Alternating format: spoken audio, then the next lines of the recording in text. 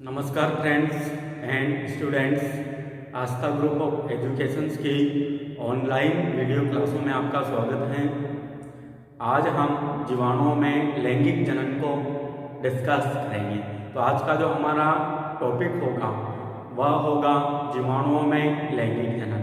और आप सभी को पता है कि जीवाणुओं में जो लैंगिक जनन होता है वह सत्य लैंगिक जनन नहीं होता। मतलब जीवाणुओं में जो लैंगिक जनन पाया जाए वह ट्रू सेक्सुअल रिप्रोडक्शन नहीं होता। क्या नहीं होता? ट्रू सेक्सुअल रिप्रोडक्शन मतलब सत्य लैंगिक जनन नहीं पाया जाता, क्योंकि जीवाणुओं में हमें कभी भी युग्मकों का निर्माण, युग्मकों का संलयन और जाइगोट का निर्माण देखने को नहीं मिलता है। और जहाँ पर युग्मकों का निर्माण, युग्मकों का संलयन और जाइगोट का निर्माण होता है वहाँ तो क्या पाया जाता है? सत्य लैंगिक जनन पाया जाता है। जबकि जीवाणुओं में कभी भी ऐसा हमें देखने को नहीं मिलता, मतलब ट्रू सेक्सुअल रिप्रोडक्शन नहीं पाया जाता। जीवाणु में तो क्या होता है, एक जीवाणु कोशिका से दूसरी जीवाणु कोशिका में केवल कुछ डीएनए सेगमेंट्स का या डीएनए खंडों का या कुछ जीन का स्थानांतरण होता है। और उस स्थानांतरण को या डीएनए खंडों का जो स्थानांतरण हो रहा है एक जीवाणु से दूसरे जीवाणु के मध्य, उसको ही कहा जाता है जेनेटिक रिकॉम्बिनेशन या आनुवांशिक पुनर्योजन या जेनेटिक रिकॉम्बिनेशन। जैसे हमारे जीन विनिमय के दौरान क्या होता है, डीएनए खंडों का आदान प्रदान होता है, उसे भी क्या कहा जाता है? जीन विनिमय या जेनेटिक रिकॉम्बिनेशन कहा जाता है। वैसे ही बैक्टीरियल सेल में भी ऐसा ही होता है, किसके दौरान? लैंगिक जनन के दौरान। इसी कारण इसे लैंगिक जनन न कहकर क्या कहेंगे हम? आनुवांशिक पुनर्योजन या जेनेटिक रिकॉम्बिनेशन कहेंगे, जो कि काफी उचित होगा। अब जीवाणुओं में जो लैंगिक जनन या जेनेटिक रिकॉम्बिनेशन होता है वह 3 विधियों के द्वारा संपन्न होता है। और वह तीनों ही जो विधियां हैं वह कौन कौन सी है? एक तो है रूपांतरण या ट्रांसफॉर्मेशन। क्या है? रूपांतरण। तो दूसरी विधि है वह है सयुग्मन या कॉन्जुगेशन। और जो तीसरी विधि है वह है ट्रांसडक्शन या पार करना। क्या है? ट्रांसडक्शन या पार करना। तो जीवाणुओं में इन 3 विधियों के द्वारा जेनेटिक रिकॉम्बिनेशन या डीएनए खंडों के स्थानांतरण की जानकारी मिलती है। रूपांतरण में किसका अध्ययन करेंगे या कौन से प्रयोग का अध्ययन करेंगे हम? जो फ्रेडरिक ग्रिफिथ ने जो एक्सपेरिमेंट किया था माउस के ऊपर, उसका अध्ययन करेंगे। वहां पर भी तो हमने देखा था कि एक जीवाणु कोशिका या एक जीवाणु दूसरे जीवाणु में रूपांतरण हो जाता है। अब वो रूपांतरण किस प्रकार संपन्न होता है उसको हम फ्रेडरिक ग्रिफिथ के एक्सपेरिमेंट के द्वारा समझेंगे। और उस रूपांतरण में तो क्या होता है, डीएनए खंड का ही क्या होता है, स्थानांतरण होता है R से, मतलब S3 से R सेकंड में, जिसके कारण R सेकंड S3 में कन्वर्ट हो जाता है। जब हम इसका डिटेल अध्ययन करेंगे तो वहां पर हम एक्सपेरिमेंट करके देखेंगे। उसके बाद कॉन्जुगेशन।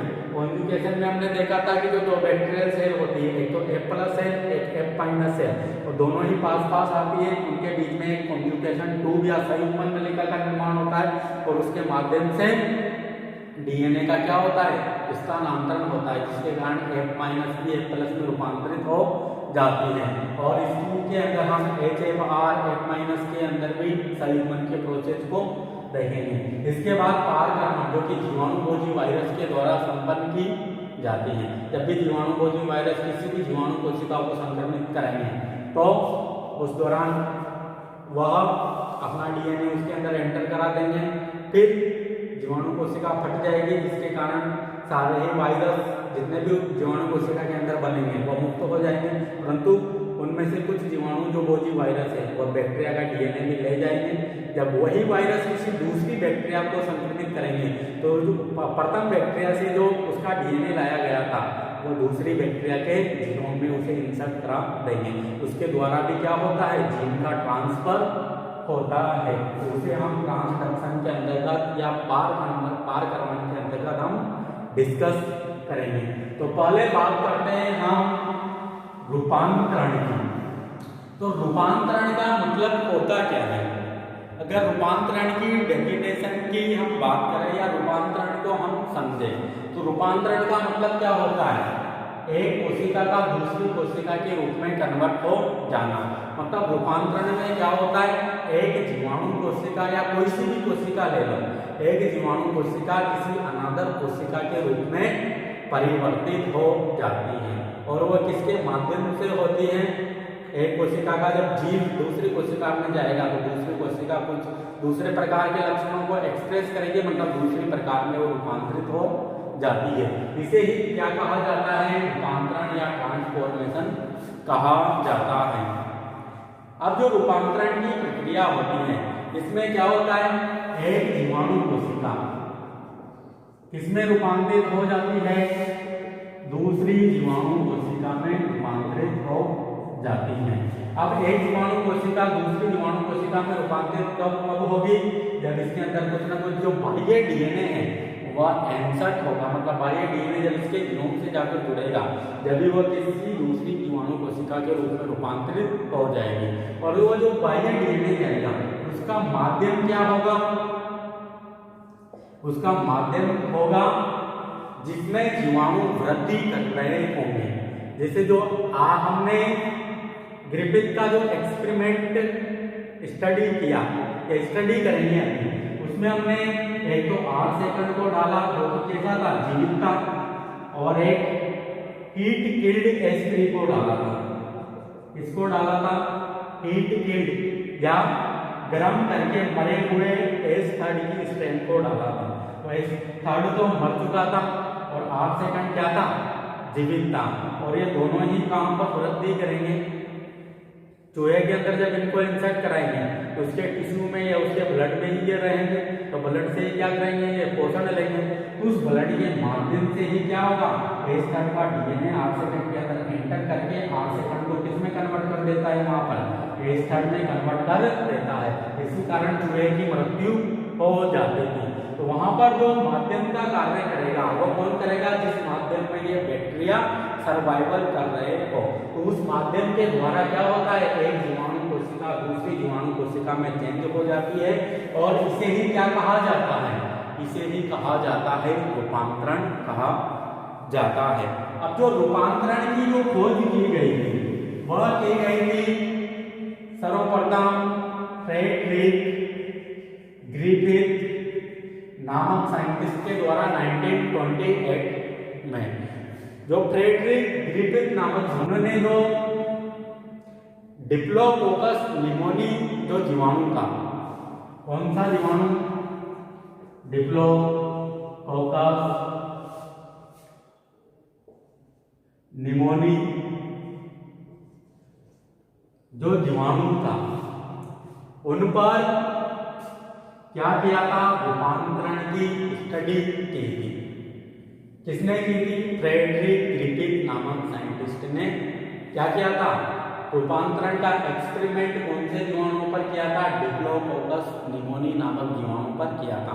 क्योंकि जो डिप्लोकोकस निमोनी जो जीवाणु थे उस टाइम के क्या कर रहे थे, जो ऑर्गेनिज्म थे उनमें क्या कर रहे थे, निमोनिया रोग को उत्पन्न या निमोनिया रोग को कर रहे थे। तो इसकी स्टडी इन्होंने इस जीवाणु के डिप्लोकोकस निमोनिया जीवाणु की 2 स्ट्रेन को लेकर किया। अब जो वह दोनों ही स्ट्रेन थी वह कौन कौन सी थी, एक तो 8 सेकंड स्ट्रेन थी जो कि कैसी थी, 8 सेकंड मतलब आर का मतलब क्या है यहाँ पर, रफ स्ट्रेन है। तो ये कैसी थी, उग्र मतलब नॉन विरुलेंट या अरोगजनक, मतलब यह किसी के भी अंदर रोग उत्पन्न नहीं करते, मतलब जीवाणुओं के अंदर या जो यह बैक्टीरियल स्ट्रेन है यह किसी के भी अंदर या चूहे के अंदर निमोनिया रोग को नहीं करेगी। इसी कारण से क्या कहा, नॉन विरुलेंट या अरोगजनक और अरोगजनक कहा। और ये कैसी होती है, कैप्सूल रहित। कैप्सूल रहित मतलब इनकी कोशिका भित्ति के चारों ओर कैप्सूल का मोटा आवरण नहीं पाया जाएगा। और कैसी है यह, जब इनको संवर्धन माध्यम में संवर्धित करेंगे, किसको, 8 सेकंड को, जब भी किसी भी कल्चर मीडिया में इनको ग्रो करवाएंगे तो जो कॉलोनी बनेगी वह कैसी बनेगी, रफ कॉलोनी बनेगी। कैसी बनेगी, रफ कॉलोनी बनेगी। जो पहली स्ट्रेन थी वह थी 8 सेकंड, मतलब अउग्र या अरोगजनक स्ट्रेन या इसका जो प्रभेद था, मतलब ये किसी के भी अंदर निमोनिया रोग नहीं कर सकती। और कैप्सूल रहित थी, मतलब इनकी जो कोशिका भित्ति है उसमें कैप्सूल एब्सेंट है या कैप्सूल का आवरण नहीं है। और जब इनकी कल्चर मीडिया पर वृद्धि कराएंगे तो इनकी जो कॉलोनी बनेगी वह कैसी बनेगी, रफ या खुरदरी कॉलोनी बनेगी। उसी प्रकार जो सेकंड स्ट्रेन ली थी, क्योंकि इन्होंने जो ग्रिफिथ का जो एक्सपेरिमेंट किया था, ग्रिफिथ नामक साइंटिस्ट ने रूपांतरण का जो एक्सपेरिमेंट किया था वह डिप्लोकोकस निमोनिक की 2 स्ट्रेन को या 2 प्रभेद को लेकर किया था। और जो दूसरा प्रभेद था वह था एस्टर, और एस्टर का मतलब क्या होता है, एस का मतलब स्मूथ और स्मूथ का मतलब क्या होता है, चिकना। तो यहाँ पर जो कॉलोनी बनेगी, जब भी इनको कल्चर मीडिया पर ग्रो कराएंगे तो उन बैक्टीरियल जीवाणुओं की जो कॉलोनी बनेगी या उन जीवाणुओं का जो समूह बनेगा वह कैसा होगा, चिकना होगा। और ये कैसी थी, उग्र या विरुलेंट, उग्र या विरुलेंट या रोगजनक, मतलब ये निमोनिया रोग उत्पन्न करेगी। और ये कैसी थी, कैप्सूल युक्त। और जब इनको ग्रो कराएंगे किसी भी कल्चर मीडिया के ऊपर तो जो कॉलोनी बनेगी वो कौन सी बनेगी, स्मूथ कॉलोनी या चिकनी कॉलोनी का यहाँ पर निर्माण होगा। अब दोनों ही स्ट्रेन को हम बारी बारी से किसके अंदर इंसर्ट करवाएंगे, चूहे के अंदर इंसर्ट करवाएंगे इंजेक्शन के माध्यम से। तो दोनों ही स्ट्रेन को हम यहाँ पर लेते हैं। तो पहले तो हम प्रभेद लिखेंगे यहाँ पर, फिर उस प्रभेद का क्या करवाएंगे, हम कल्चर या संवर्धन कराएंगे, क्योंकि उसकी मात्रा भी तो हमें बढ़ानी है, क्योंकि हमें तो इंजेक्ट करवाना है। तो जो ये बैक्टीरिया चाहिए हमें, या 8 सेकंड प्रभेद का या 30 प्रभेद के जो बैक्टीरिया चाहिए वह ज्यादा मात्रा में चाहिए। उनका पहले क्या करवाना पड़ेगा, कल्चर करवाना पड़ेगा, मतलब इनकी संख्या बढ़वानी पड़ेगी। फिर क्या करवाना पड़ेगा, इंजेक्शन के माध्यम से माउस के अंदर या चूहे के अंदर उन्हें प्रवेश कराना पड़ेगा। फिर जो परिणाम प्राप्त होंगे उनको हम ऑब्जर्व करेंगे, भाई चूहा मर गया है या जिंदा है, तो ऑब्जर्वेशन या उनका परीक्षण करेंगे। तो जो ग्रिफिथ नामक साइंटिस्ट था उन्होंने सर्वप्रथम क्या किया, जो 8 सेकंड स्ट्रेन थी, 8 सेकंड स्ट्रेन को पहले तो क्या किया, कल्चर किया, और कल्चर करके क्या बढ़ाई, इसकी संख्या को बढ़ाया। तो जो 8 सेकंड के जो जीवाणु थे वो बहुत सारे जीवाणु हो गए। फिर यहाँ पर क्या किया, कल्चर किया, किसमें, संवर्धन माध्यम में, क्योंकि संवर्धन माध्यम की तो जरूरत है इनकी संख्या बढ़ाने के लिए, क्योंकि पोषण कहाँ से प्राप्त करेंगे, और जहाँ तक जीवाणु पोषण प्राप्त नहीं करेंगे वहाँ तक ये अपनी संख्या को नहीं बढ़ा सकते। तो यहाँ पर पहले इनका संवर्धन माध्यम में इनका कल्चर किया जाता है, जिसके कारण इनकी संख्या में वृद्धि हो जाती है। फिर इनको इंजेक्ट किया, और इंजेक्ट किसके अंदर किया, चूहे के अंदर। और फिर जो परीक्षण प्राप्त हुआ वह हम लिखेंगे। तो जब 8 सेकंड को प्रवेश कराया ग्रिफिथ नामक साइंटिस्ट ने, तो जो यहाँ पर जो परीक्षण प्राप्त हुआ वो क्या था, चूहा जीवित रहा, मतलब चूहे की मृत्यु नहीं हुई। अब उसके बाद उसने क्या किया, 8 सेकंड को तो ले लिया, उसके बाद उसने लिया एस थर्ड स्ट्रेन को। एस थर्ड स्ट्रेन का भी पहले वैसे ही किया, उसका संवर्धन माध्यम में कल्चर किया, उसकी संख्या बढ़ाई, फिर उसको इंजेक्शन के माध्यम से चूहे के शरीर के अंदर एंटर कराया, फिर उसने प्रेक्षण देखा या ऑब्जर्वेशन किया। तो क्या देखा, चूहा मर गया।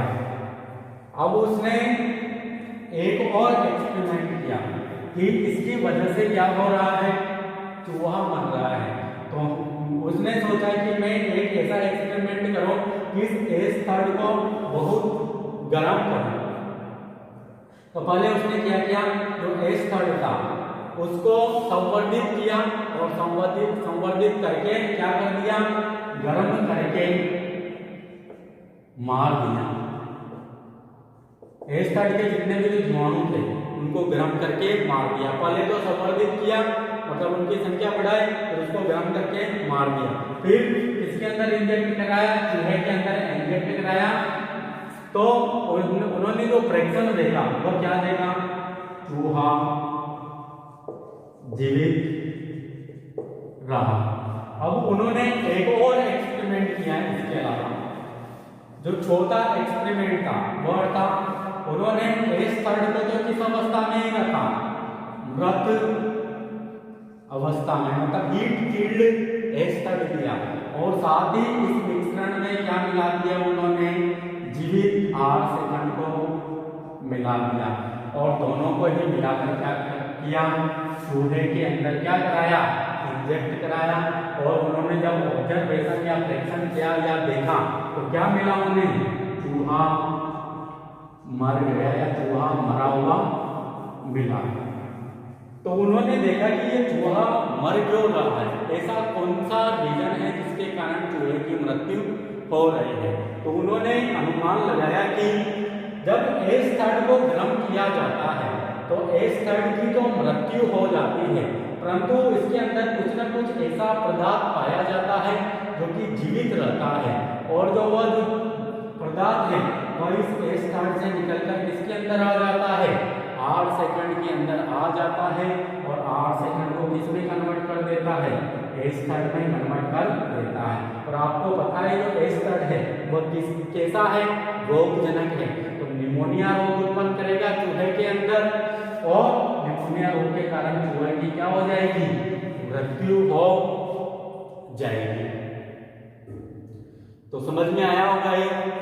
तो जो ग्रिफिथ नामक जो साइंटिस्ट था वह इस पदार्थ का यहाँ पर नाम नहीं बता पाया, क्योंकि एस थर्ड से जो 8 सेकंड के अंदर जो पदार्थ एंटर कर रहा है कि वह पदार्थ ऐसा कौन सा पदार्थ है जो इस 8 सेकंड को एस थर्ड में रूपांतरण कर रहा है या एस थर्ड से 8 सेकंड में जा रहा है, उस पदार्थ का नाम तो नहीं बता पाया, परंतु ऐसी कल्पना की। फिर बाद में एवरी, मैक्लियोर और एमसी कार्टी 3 साइंटिस्ट आए। कौन कौन से, एवरी, मैक्लियोर एंड एमसी कार्टी। इन तीनों साइंटिस्टों ने रूपांतरण प्रक्रिया का वापस से अध्ययन किया और काफी गहनता से अध्ययन किया, तथा उन्होंने पता लगाया कि जो पदार्थ एस थर्ड से 8 सेकंड के अंदर जाता है वह कौन सा पदार्थ था, वह डीएनए था। तो डीएनए की जो खोज का जो श्रेय दिया जाता है वो किसको दिया जाता है, एवरी, मैक्लियोर और एमसी कार्टी को। अब यहां पर देखना जो 8 सेकंड था, 8 सेकंड में क्यों चूहे को संक्रमित नहीं किया, क्योंकि 8 सेकंड क्या है, अरोगजनक प्रकृति का है, और 8 सेकंड के पास क्या नहीं है, कैप्सूल नहीं है। तो जो चूहे का जो प्रतिरक्षा तंत्र है वह इस 8 सेकंड बैक्टीरिया को क्या कर देता है, किल कर देता है या मार देता है, क्योंकि 8 सेकंड के पास एक तो कैप्सिड का आवरण नहीं है, जिसके कारण जो चूहे का जो प्रतिरक्षा तंत्र है वह इस पर कार्य करता है और 8 सेकंड की क्या कर देता है, मृत्यु कर देता है या इसे यहाँ से नष्ट कर देता है। इसी कारण 8 सेकंड चूहे को निमोनिया रोग उत्पन्न नहीं कर सकता, क्योंकि थोड़ा बहुत तो करता है, इतना ज़्यादा भी अरोगजनक प्रकृति का नहीं है कि ये निमोनिया कर ही नहीं सकता। थोड़ा बहुत तो कर सकता है या कुछ ना कुछ इन्फेक्शन तो कर ही सकता है, परंतु चूहे का जो प्रतिरक्षा तंत्र है वह इस पर कार्य करके इसको नष्ट कर देता है। जबकि जो एस्टर्ड है इसके पास क्या है, कैप्सूल का मोटा आवरण उपस्थित है। इसी कारण जो चूहे का जो प्रतिरक्षा तंत्र है वह इस एस्टर्ड बैक्टीरिया को नष्ट नहीं कर सकता या इनको डिग्रेड नहीं कर सकते। इसी कारण जो एस्टर्ड जो बैक्टीरिया होते हैं वह जीवित बने रहते हैं तथा चूहे के अंदर निमोनिया रोग उत्पन्न करके उसको मार देते हैं। इसी प्रकार जब हमने एस्टर्ड को मार दिया तो एस्टर्ड को मारने के कारण इनकी जो इन्फेक्शन जो क्षमता थी वह कम हो गई, जिसके कारण यह चूहे को संक्रमित नहीं कर पाया। परंतु जैसे ही ग्रिफिथ ने अपने फोर्थ एक्सपेरिमेंट में मृत एस्टर्ड को और जीवित 8 सेकंड को मिलाकर जब चूहे के अंदर इंजेक्ट कराया तो चूहे की मृत्यु हो जाती है। अब वो मृत्यु क्यों हो जाती है, क्योंकि एस्टर्ड जो जीवाणु है ये तो डेड हो जाता है या मृत हो जाता है, परंतु इसके अंदर जो जेनेटिक मटेरियल पाया जाता है वह लिविंग फॉर्म में ही या जीवित अवस्था में ही रहता है, जो कि चूहे के अंदर जो माध्यम होता है, माध्यम क्या होगा, ये दोनों बैक्टीरिया कहाँ पर होंगे, चूहे के ब्लड के अंदर या उसकी कोशिकाओं के अंदर रहेंगे। तो वहां पर क्या मिल रहा है, डीएनए को माध्यम मिल रहा है, तो उस माध्यम से ये कहाँ पर आ जाते हैं, 8 सेकंड के अंदर एंटर कर जाते हैं।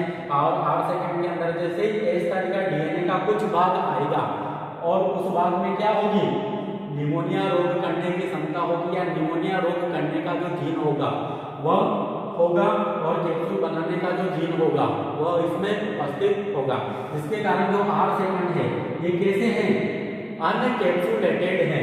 तो कैप्सूल बनाने वाला जीन भी 8 सेकंड के अंदर आ गया और निमोनिया रोग उत्पन्न करने वाला जीन भी 8 सेकंड के अंदर आ गया। इसके कारण जो 8 सेकंड है इनको चूहे का प्रतिरक्षा तंत्र संक्रमित नहीं कर सकता, चूहे का प्रतिरक्षा तंत्र इनको डिग्रेड नहीं कर सकता, क्योंकि डिग्रेड करने के लिए क्या होना चाहिए, इसके कैप्सूल का डिग्रेडेशन होना चाहिए। क्योंकि जैसे ही इसका डीएनए 8 सेकंड के अंदर आया तो डीएनए के अंदर कुछ न कुछ सूचनाएं होगी और उन सूचनाओं की हेल्प से 8 सेकंड में क्या बना लिया है, कैप्सूल बना लिया है।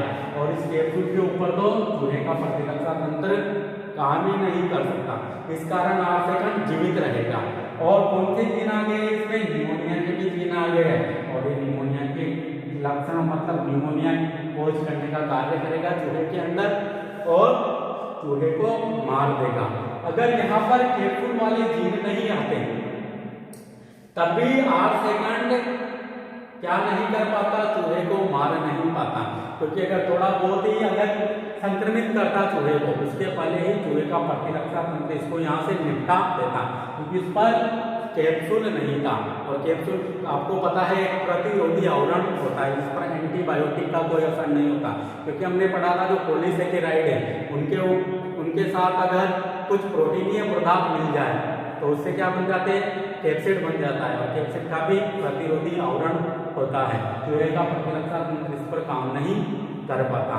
तो इस प्रकार रूपांतरण की प्रोसेस संपन्न होती है, मतलब एक जीवाणु कोशिका से डीएनए का दूसरे जीवाणु कोशिका में क्या हो जाता है, इंसर्शन हो जाता है।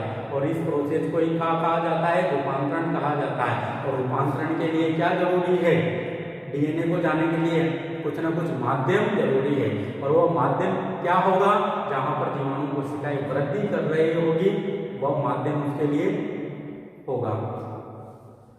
अब हम देखते हैं कि जो जीवाणु कोशिका के अंदर जो रूपांतरण की जो प्रोसेस है वह संपन्न कैसे होती है। हम इसी एग्जाम्पल को लेके समझते हैं। जैसे हमने देखा अभी जो 8 सेकंड था वह किसके रूप में कन्वर्ट हो गया था, एस्टर्ड के रूप में कन्वर्ट हो गया था। जो मृत एस्टर्ड था जब वो 8 सेकंड के साथ मिलाकर चूहे के अंदर इंजेक्ट कराया तो जो 8 सेकंड था वह एस्टर्ड में कन्वर्ट हो चुका था। अब जो ये प्रोसेस हुई होगी ये कैसे हुई होगी, तो हमने क्या डाला था, मृत स्तड़ की जो कोशिका वृद्धि होती है वो तो डिग्रेड होगी, हमें पता है। केवल इसका जो डीएनए है वही क्या होता है, जीवित रहता है, और इसका जो डीएनए है वह भी टुकड़े टुकड़े में बट गया होगा। इसका जो डीएनए है वह कहाँ पर चला जाता है, 8 सेकंड के पास चला जाता है। और 8 सेकंड की जो कोशिका वृद्धि या कोशिका झिल्ली होती है उन पर कुछ विशिष्ट प्रोटीनीय संरचना पाई जाती है या अभिग्राही स्थल पाए जाते हैं, जिन्हें कहा जाता है ट्रांसफॉर्मोसोम। क्या कहा जाता है, ट्रांसफॉर्मोसोम कहा जाता है। तो ये डीएनए यहाँ पर चला जाएगा और इन ट्रांसफॉर्मोसोम पर आ जाएगा और ट्रांसफॉर्मोसोम इन डीएनए खंडों को ग्रहण करने का कार्य करता है। यहाँ से जो ये डीएनए खंड है या तो सिंगल स्ट्रैंडेड फॉर्म में, क्योंकि यहाँ पर क्या उपस्थित होता है, जीवाणु कोशिका 8 सेकंड के अंदर या जीवाणु कोशिका के अंदर न्यूक्लियस एरिया उपस्थित होता है, जो कि यहाँ पर जो डबल स्ट्रैंडेड जो डीएनए है उसको या तो सिंगल स्ट्रैंडेड में कन्वर्ट कर देगा या फिर ये डबल स्ट्रैंडेड फॉर्म में ही 8 सेकंड के अंदर आ जाएगा। फिर 8 सेकंड के अंदर आने के पश्चात यहाँ पर कुछ न कुछ मात्रा में सिंगल स्ट्रैंडेड बाइंडिंग प्रोटीन उपस्थित होती है, जो कि इससे क्या जुड़ जाती है। फिर इससे जुड़ने के पश्चात इसको कहाँ पर ले जाती है, जहाँ पर 8 सेकंड का जो डीएनए होगा वहाँ पर ले जाती है और 8 सेकंड के डीएनए के ऊपर एक प्रोटीन काम करता है जिसका नाम है रिग ए प्रोटीन। और रिग ए प्रोटीन यहाँ से कुछ पार्ट्स को निकालेगा और इस वाले डीएनए के कुछ पार्ट्स को यहाँ पर जोड़ देगा, जिसके कारण जो 8 सेकंड का जो डीएनए था उसमें कुछ भाग किसका आ गया, ए स्टड का आ जाता है, जिसके कारण जो 8 सेकंड का ये कन्वर्ट होकर किसके रूप में आ जाता है, ए स्टड के रूप में, या कुछ विशेष प्रकार की संरचनाएं इसके अंदर ये डेवलप कर लेता है, कैप्सूल बना लेगा, निमोनिया करने लग जाएगा, ऐसी संरचनाएं इसमें बन जाएगी। तो इस प्रकार ट्रांसफॉर्मेशन की प्रोसेस संपन्न होती है। तो मैं उम्मीद करता हूँ आपको काफ़ी अच्छे से समझ में आया होगा। मैंने काफ़ी कुछ बाहर से भी कुछ पॉइंट्स लिए हैं, आपके जो सिलेबस है उसमें इतना नहीं है जितना मैंने आपको बताया है। तो थैंक यू। इसके बाद हम अगले वीडियो लेक्चर्स के दौरान कॉन्जुगेशन एंड ट्रांसडक्शन की प्रोसेस को समझते हैं।